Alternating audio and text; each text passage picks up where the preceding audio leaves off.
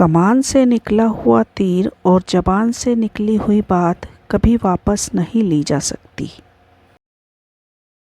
इसलिए कहा जाता है कि हमें बहुत सोच समझकर बोलना चाहिए। कभी कभी अनजाने में ही सही हम बिना सोचे समझे ऐसा कुछ बोल देते हैं जो सामने वाले के हृदय को बहुत चोट पहुंचा देता है।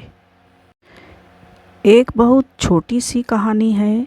प्राचीन काल में एक राजा हुआ करता था। एक दिन उसने अपने महल में एक पंडित को बुलाया और पूछा, पंडित जी, मेरे भविष्य के बारे में बताइए।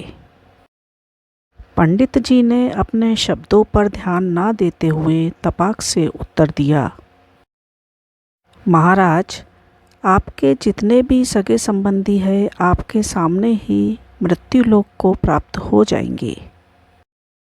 यह सब सुनने के बाद राजा को बहुत क्रोध आया और राजा ने पंडित जी को फांसी की सज़ा सुनाने का ऐलान कर दिया। उसके बाद महाराज ने दूसरे पंडित को बुलाया। फिर से उन्होंने उस पंडित से पूछा, पंडित जी, मेरे भविष्य के बारे में बताइए।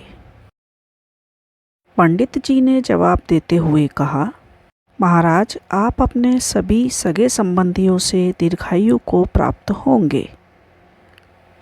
यह बात सुनकर महाराज बहुत खुश हुए और उन्होंने उस पंडित को पुरस्कार देने का ऐलान किया।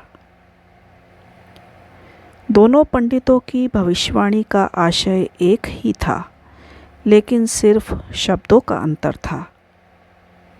इसलिए कहा जाता है कि शब्दों को बहुत सोच समझकर बोलना चाहिए। कहानी पसंद आई है तो लाइक करिए और चैनल पर पहली बार आए हैं तो सब्सक्राइब ज़रूर करिए। देखने के लिए धन्यवाद। देखते रहिए मेरी कलम से।